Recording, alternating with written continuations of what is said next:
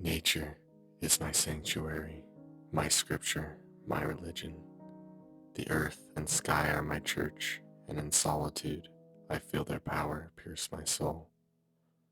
While others search for God in the unseen, I see divinity in the wilderness, in the raw beauty of creation and destruction, the same forces that govern nature. Animals act on instinct, fulfilling their purpose without question, but humanity, ensnared by technology and comfort, drifts away from reality.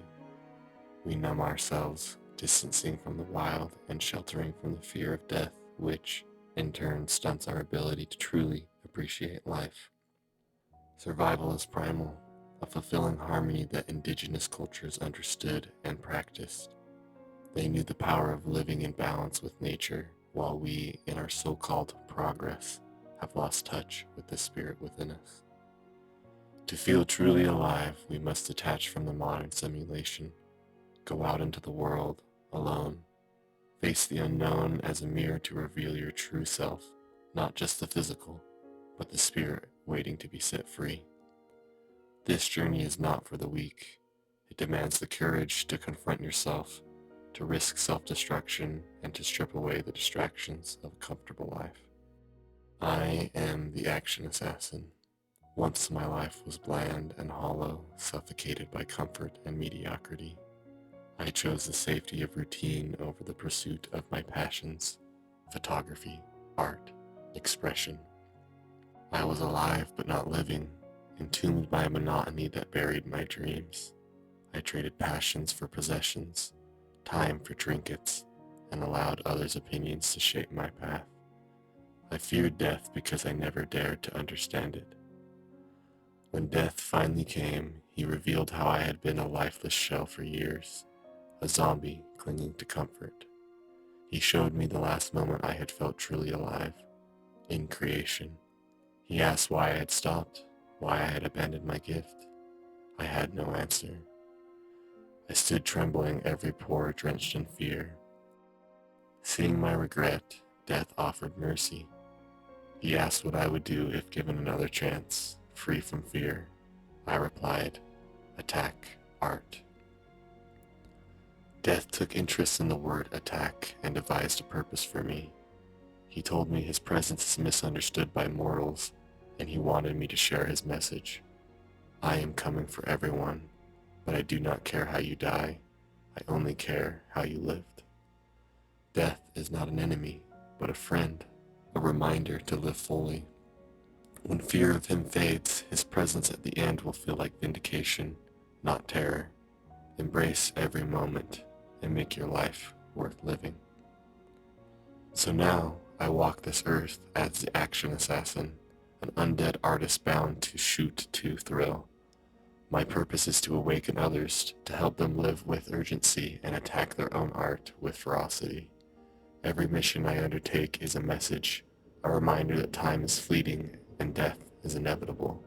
I'm here to show you that true life begins when fear ends. As I stand atop Lone Peak, the silence is vast, like a wild, untouched expanse that stretches into eternity.